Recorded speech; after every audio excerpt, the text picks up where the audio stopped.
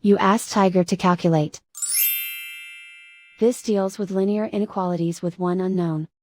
The final result is u greater than 2. Let's solve it step by step.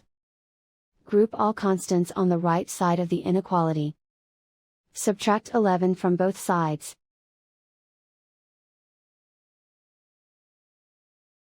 Simplify the arithmetic.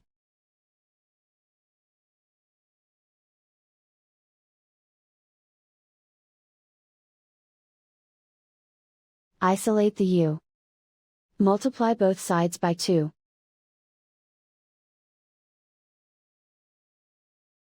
Group like terms.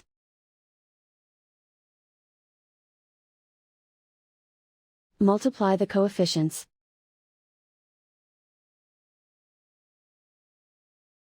Simplify the fraction.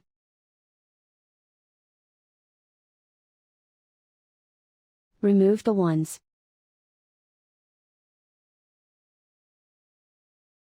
Plot the solution on a coordinate grid. And so the final result is u greater than 2.